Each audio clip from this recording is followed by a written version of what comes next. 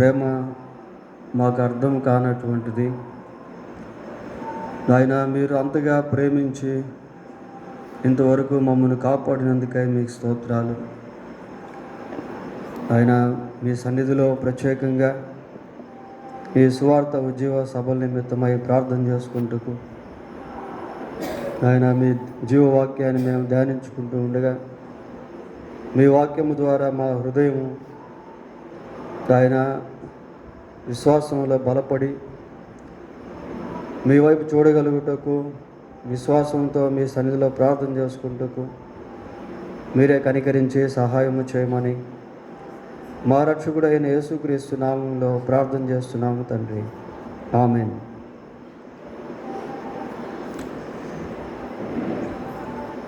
ప్రియులారా, మన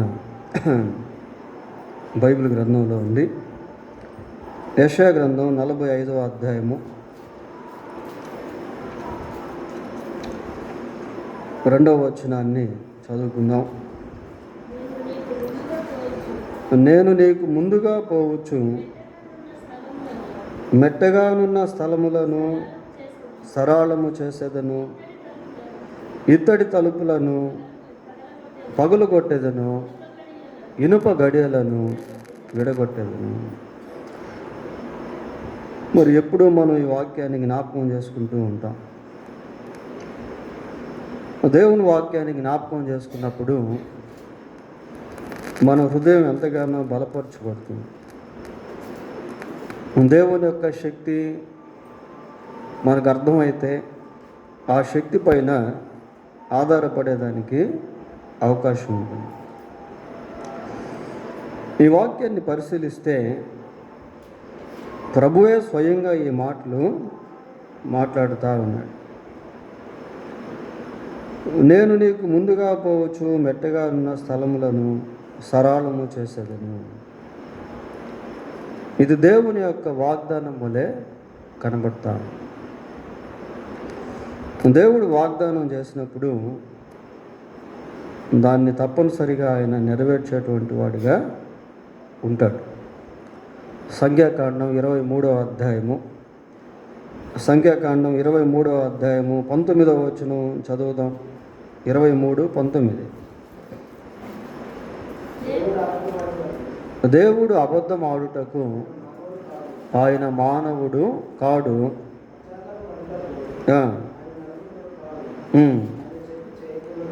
ఆయన చెప్పి చేయకుండా ఆయన మాట ఇచ్చి స్థాపింపకుండునా. చూడండి పిల్లలు, ఆయన చెప్పినప్పుడు దాన్ని ఖచ్చితంగా చేసేటువంటి వాడిగా ఉన్నాడు. అబద్ధం ఆడుటకు దేవుడు నరుడు కాడు, మానవుడు కాడు అన్న మాటలు మనం ఇక్కడ చూస్తాం. కనుక దేవుని వాగ్దానాలన్నీ అవునన్నట్టుగానే ఉంటాయి. ఆయన అవునని చెప్పి కాదనేటువంటి వాడు కాదు. కాబట్టి మనం దేవుని సన్నిధిలో ప్రార్థన చేసేదానికి వచనాన్ని బట్టి ఇక్కడ ఒక వాగ్దానం వల్ల ఇది మనకు కనబడుతుంది. ఎక్కడ దేవుడు వాగ్దానం చేస్తాడో అక్కడ మనం దేవుణ్ణి ధైర్యంగా ఆయన పాదాలు పెట్టుకోవచ్చు. ఏమంటున్నాడంటే, నేను నీకు ముందుగా పోవచ్చు, మెట్టగా ఉన్న స్థలములను సరళము చేసేది. దేవుడు ఇలాగ మాట్లాడుతున్నాడు అంటే హీ నోస్ ద హిండరెన్సెస్. ఆటంకాలు అనేటువంటివి ఎలాగుంటాయో అనేది దేవుడు ఎరిగి ఉన్నాడు. God knows the plans of devil. అపవాది యొక్క ప్రణాళికలను దేవుడు ఎరిగి ఉన్నాడు. చూడండి, యోహాను సువార్త 10వ అధ్యాయము 10వ వచనం చదువుకుందాం.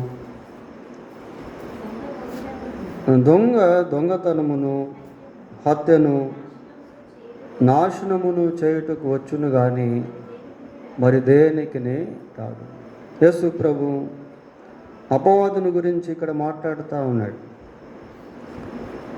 దొంగతనమును, నాశనమును, హత్యను చేయుటకు వచ్చును కానీ మరి దేనికిని రాదు. ఎక్కడైతే దేవుని కార్యాలు జరుగుతూ ఉంటాయో అక్కడ అపవాది ఏదో ఒక విధంగా వాటిని చెడగొట్టాలి అని, వాటిని జరగనీయకుండా చేయాలని, జరిగినా కూడా ఫలింపు లేకుండా చేయాలని రకరకాల ప్రయత్నాలు చేస్తాం.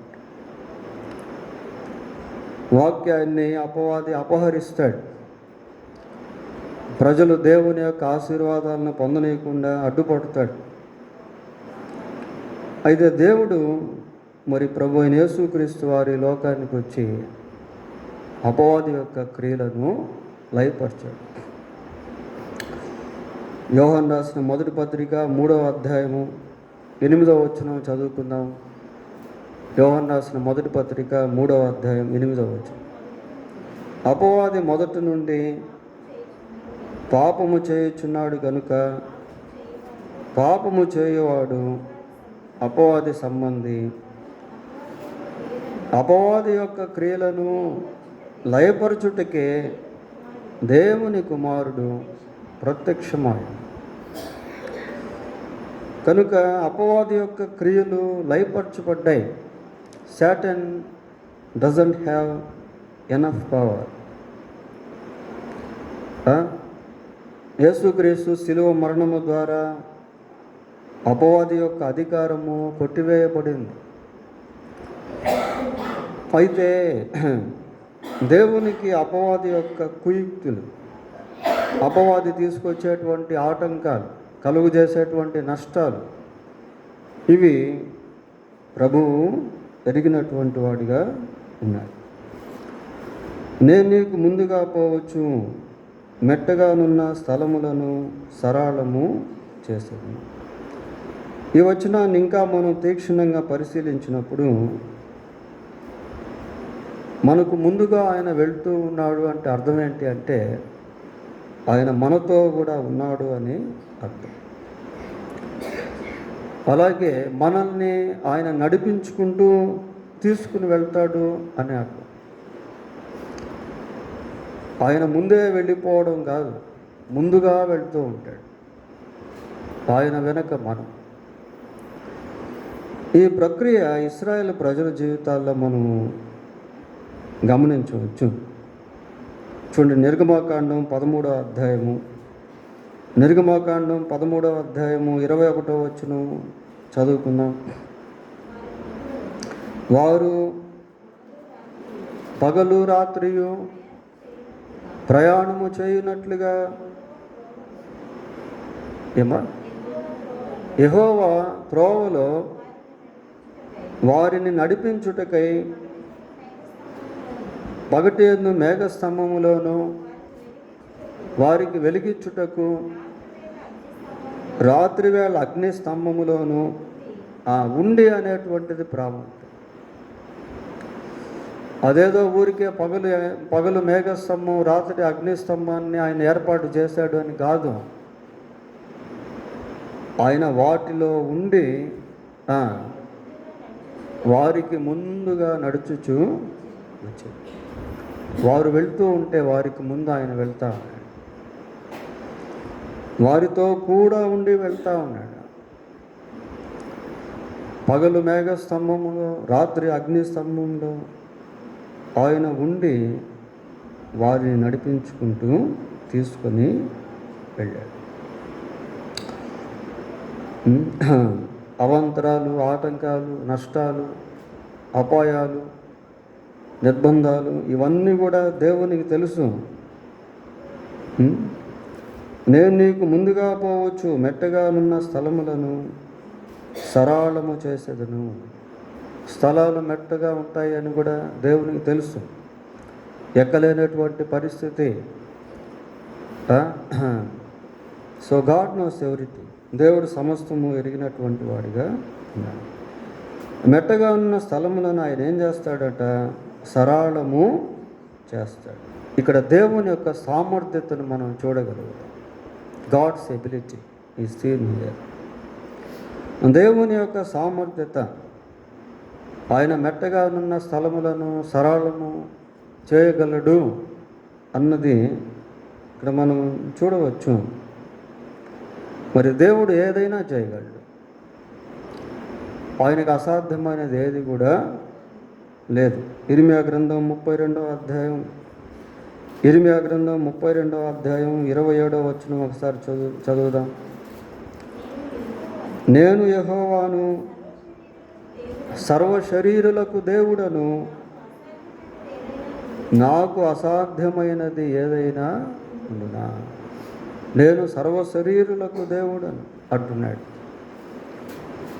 సమస్త మానవులకు కానీ, పశువులకు కానీ, జంతువులకు కానీ అన్నిటికీ ఆయనే దేవుడు. ఆయన ద్వారానే సమస్తము సృష్టింపబడ్డాయి. నేను సర్వ శరీరులకు దేవుడను. లోకంలో ఉన్న మనుషులందరికీ ఆయనే దేవుడు. నాకు అసాధ్యమైనది ఏదైనా ఉందా? So nothing is impossible to God. దేవునికి అసాధ్యమైనది ఏది కూడా లేదు. కాబట్టి ఆయన చేయగలడు. మెట్టగా ఉన్నటువంటి స్థలములను సరళము చేసి వాటిలో మనం నడిపించేటువంటి వాడిగా ఉంటాడు. ఇంకా ఏమంటాడు? ఇత్తడి తలుపులను పగలగొట్టేదను, ఇనుప గడియలను విడగొట్టేది. ఇత్తడి, ఇనుము అనేటువంటిది చాలా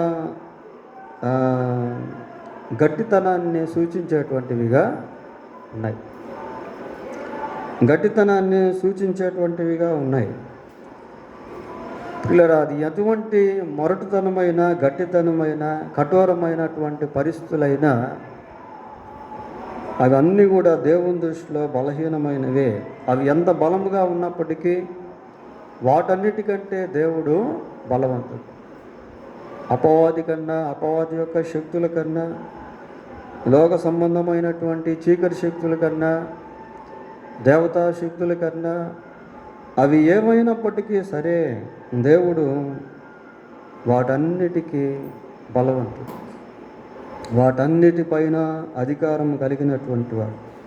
ఇక్కడ ప్రభు యొక్క గంభీరత్వాన్ని లేక సార్వభౌమ అధికారాన్ని మనం చూడవచ్చు. ఇత్తడి తలుపులు పగలగొట్టేదను, ఇనుప గడియలను విడగొట్టదు. ఆ వర్డ్స్ ఎలాగున్నాయంటే ఫోర్స్ఫుల్ వర్డ్స్గా ఉన్నాయి. ఆయన సార్వభౌమాధికారానికి అవి సూచనగా ఉన్నాయి. యోబు గ్రంథం 9వ అధ్యాయము 12వ వచనం చదువుదాం. యోబు గ్రంథం 9వ అధ్యాయము 12వ వచనం. ఆయన పట్టుకొని పోగా ఆయనను అడ్డగింపగలవాడు ఎవడు? నీవేమి చేయుచున్నావని ఆయనను అడుగదగిన వాడెవడు? No one can question God. ఎవరు కూడా దేవుణ్ణి అడగలేరు ప్రియులారా. ఎవరు కూడా దేవుణ్ణి అడగలేడు. ఆయన పట్టుకొని పోగా ఆయన్ను అడ్డగింపగలవాడు ఎవడు? నీవేమి చేయుచున్నావని ఆయన్ను అడుగదగిన వాడు ఎవడు? There is none in this world. There is nothing in this world. లోకంలో ఏది కూడా ఎవరు కూడా ఆయన అడిగేటువంటి వాళ్ళు లేరు. ఇంకొక వచనం చూద్దాం. 135వ కీర్తన 5-6 వచనాలు చదువుతాం. యెహోవా గొప్పవాడనియు మన ప్రభువు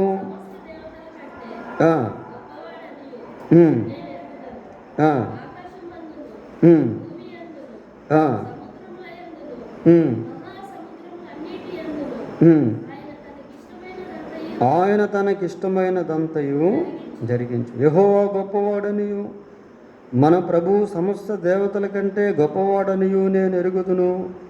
ఆకాశమందును, భూమి యందును, సముద్రముల యందును, మహాసముద్రముల అన్నిటి యందును ఆయన తనకిష్టమైనదంతయు జరిగించు. ఆయనకి ఏది ఇష్టమో దాన్ని జరిగిస్తాడు. ఆయన కార్యం జరిగిస్తూ ఉండగా అయ్యా నువ్వు ఇది ఎందుకు చేసావు అని ఎవరు అడగలేరు.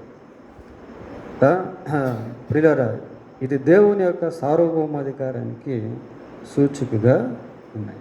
కాబట్టి రానున్న దినాల్లో జరగబోయే ఉద్యోగ సభల్లో దేవుడు ముందుగా వెళుచు మరి మెట్టగా ఉన్నటువంటి స్థలాలను సరళము చేసేటువంటి వాడిగా, ఇత్తడి తలుపులను పగలగొట్టేటువంటి వాడిగా, ఇనప గడియలను విడగొట్టేటువంటి వాడిగా ఉన్నట్లుగా ఈ రాత్రి మనము కొద్ది నిమిషాలు దేవుని సన్నిధిలో ప్రార్థన చేద్దాం.